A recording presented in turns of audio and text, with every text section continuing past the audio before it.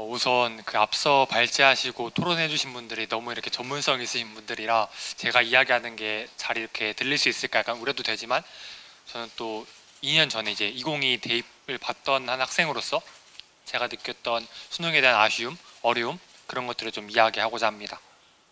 우선 저를 다시 한 번 더 소개하겠습니다. 저는 수학을 사랑하는 수포자라고 말씀을 드리고 싶어요.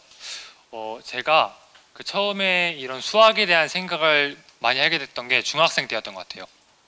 중학생 때 아직도 선명하게 딱 기억이 나는데, 중1 때 학교를 들어가고서 처음 받았던 점수가 62.5점이었어요.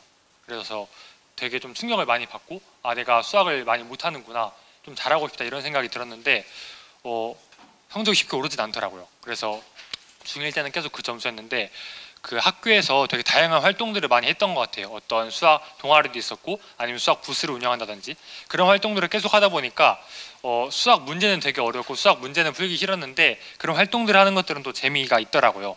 그래서 쭉 이렇게 2, 3학년 때까지 활동을 하다 보니까 수학은 그때는 포기하지 않았던 것 같아요. 그런 좀 어려움이 있었지만, 근데 또 그러니까 어려움이 있었지만 계속 하다 보니까, 또 중3 때 저희가 반을 ABC로 나눠서 했었는데 또 90점 이상이 넘어가게 되었거든요. 근데 딱 중학교 3학년이 되니까 또 계속 포기하지 않고 하다 보니까 이제 반이 넘어가고 이제 90점이 넘기는 일이 일어나면서, 아, 수학이 하면 되는구나, 이런 생각이 좀 들었던 것 같아요.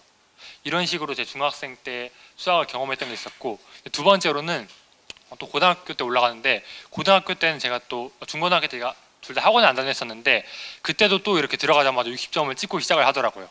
그래서 다시 또 시작이 됐구나 했는데, 그때도 이렇게 열심히 했는데 그때는 많이 또 안 올랐던 것 같아요. 그러면서 많이 효능감도 낮아지고 했던 경험이 있는 것 같습니다. 그래서 중학교 때는 또 수학이 되게 좋았는데, 또 다른 활동들을 하다 보니까, 근데 고등학교 때 되니까 수학이 점점 싫어지는 시간들이 오더라고요. 왜냐면은 열심히 해도 점수는 안 오르고 계속해서 똑같은 것들을 반복해도 뭔가 변하는 게 없으니까. 그래서 이런 생각을 저만 하는 줄 알았는데, 제 주변의 친구들한테도 물어보니까 분명 어렸을 때는 학교 가는 게 좋았다, 학교 가는 게 재미있다, 학교에서 좀 배우는 게 있는 것 같다 했는데, 갈수록 뭐 학교 탈출하고 싶다, 자퇴 어렵다, 이런 이야기를 하면서, 아마 선생님들은 많이 들어보셨을 것 같은데 이런 얘기들을 하는 거예요. 그러면서 지금 보시면은 저뿐만 아니라 되게 많은 친구들이 학년이 올라갈수록, 또 공부를 할수록 수학에 대한 흥미가 떨어진다, 수학 때문에 스트레스를 받는다, 이런 이야기를 많이 하는 것 같습니다. 저는 되게 고민이 많았어요. 저는 학교가 되게 좋았거든요. 지금도 그래서 교육학교를 다니면서 미래 교사를 꿈꾸고 있는데, 왜 수포자가 생길까? 왜 도대체 애들이 학교를 싫어할까? 이런 생각들을 되게 많이 했습니다. 그래서 제가 얻은 결론은 결국 평가 때문이다. 많은 분들이 말씀해 주셨는데, 지금 이 수능이라는 평가, 내신, 대입이라는 평가는 모두 변별의 초점이 맞춰져 있습니다. 그래서 제가 중학교 때는 그 수학이 재미있었던 이유가, 내가 다른 동아리 활동도 하면서 수학에 대한 다양한 경험을 했기 때문인데, 고등학교 때는 사실 동아리도 하나만 선택을 하게 돼 있었고, 또 주변에서 좀 더 입시에 신경을 써야 된다고 하면서 수학 문제풀이만 집중하다 보니까 흥미가 떨어진 게 된 거였습니다. 그래서 지금 평가 구조들을 아까 되게 많은 분들이 말씀해 주셨는데, 흥미보다는 정말 평가의 변별을 위주로 어려운 문제를 출제하다 보니까 흥미가 점점 떨어지는 것을 느꼈습니다. 저는 교육에서의 평가가 교육 과정에 되게 지대한 영향을 끼치고 있다고 생각을 했습니다. 사실 평가라는 것은 내가 잘 공부했는지 확인하기 위해서, 내가 잘 배우고 있는지 그 방향을 점검하기 위해서라고 말은 되게 많이 합니다. 그렇게 이론적으로 말은 많이 하는데, 실제로 학생들은 공부할 때 평가를 바라보고 공부를 하게 됩니다. 어떤 대학에 가기 위해서, 높은 점수를 얻기 위해서 그 문제풀이 중심으로 뛰어난 그 찍기 방법을 학습하면서 그런 교육 과정이 이루어집니다. 그래서 저는 지금 아까 되게 많은 말씀들을 해주셨는데, 대안을 찾을 때 무엇보다 먼저 평가에 대한 방법이 바뀌고 그거에 대한 합의가 필요하다고 생각을 합니다. 교육 과정이 깨져버렸죠. 그리고 또 많은 선생님들이 이렇게 킬러 문항으로 인해서 수포자가 발생한다고 이야기를 해주시는 것 같아요. 제가 사진을 하나 가져와 봤는데, 잠자는 교실입니다.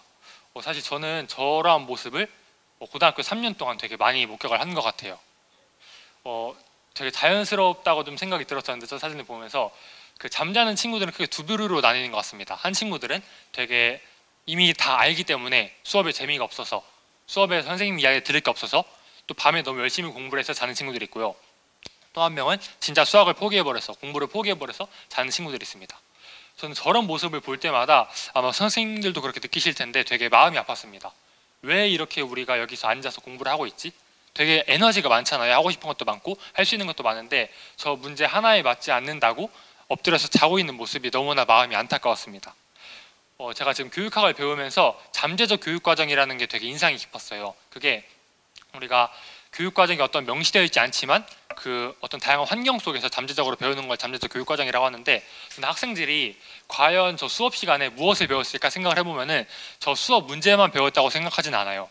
저 수업 속에서 자고 있는 학생들은 내가 지금 자도 되는구나, 내가 자야겠구나, 내가 좀 더 평가 유리한 방법대로 나름의 전략을 써야겠구나, 이런 식으로 사고를 했을 거라고 생각을 합니다. 저는 되게 또 재미있는 그래프가 하나 있었는데, 저게 OECD에서 그 학생들의 학업 성취도와 삶 만족도를 분석한 결과라고 합니다. 그 국제적으로 한 37개국 중에 저희 나라는 수학 성취도가 한 1위에서 4위 정도 되게 높은 수준이죠 라고 합니다. 그리고 두 번째로 삶에 대한 만족도는 72개국 중에 71위, 꼴찌 수준이라고 합니다. 되게 괴리감이 많이 들었습니다. 이런 학생들이 지금 도대체 무엇을 꿈꾸고 있을까? 우리가 여기 앉아서 무엇을 꿈꾸고 있을까 생각을 해봤을 때 우리는 그저 학교에서 공부를 잘하는, 문제를 푸는 기계로 길러지고 있는 것이 아닌가, 이런 생각들이 되게 많이 들었습니다. 그래서 제가 오늘 이곳에 나와서 이야기를 하고 싶은 것도 대학의 인재, 국가의 인재 되게 중요합니다. 중요하지만 학생들을 어떤 존재로 생각하는지, 학생들이 과연 학교에서 무엇을 배우는지 조금 더 생각을 해보고 앞으로 평가에 대한 방향이 세워졌으면 좋을 것 같습니다. 제가 여기 계신 선생님들보다 구체적으로 제시하지는 못하겠지만 두 가지를 제시하고 싶습니다. 첫 번째로는 평가 지표의 다양화가 필요하다는 것입니다. 제가 중학교 때 함께 그 수학 공부를 하고 같은 반에 있던 친구들 중에 2명의 친구가 있었는데, 한 친구는 수학을 되게 좋아해서 과학고로 진학하고 지금 서울대에 있는 과학학과로 진학을 한 상태입니다. 또 한 친구는 수학을 같이 되게 좋아하고 같은 동아리 활동을 했었는데 지금 문제를 많이 못 풀고 그래서 지금 재수를 한 상황이었습니다. 그런 모습을 보면서 사회적으로 그 두 친구들에게 이야기하는 평가가 너무 다르더라고요. 한 친구는 성공했다, 한 친구는 실패했다고 하는데, 제가 봤을 때 그 두 친구들은 성공과 실패를 떠나서 그 삶에서 되게 최선을 다했다고 생각을 합니다. 근데 사회적으로 인정을 받는 형태가 다른 것이죠.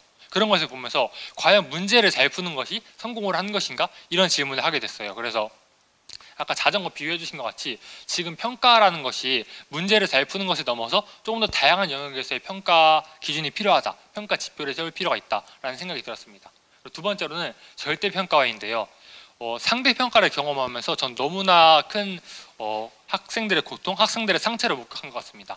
아까 말하신 것 같이 단 4%만이 1등급을 받을 수 있는 구조에서는 학생들의 경쟁과 학생들의 다툼이 필연적으로 일어날 수밖에 없습니다. 저는 그것을 바꿀 수 있는 구조가 지금 저희가 논의하는 대입 구조라고 생각을 하기 때문에 저 두 가지를 꼭 염려하셔서 학생들이 정말 행복할 수 있는 평가, 학생들을 고려한, 학생들을 중심에 둔 평가가 이루어졌으면 좋겠다라는 생각이 들었습니다.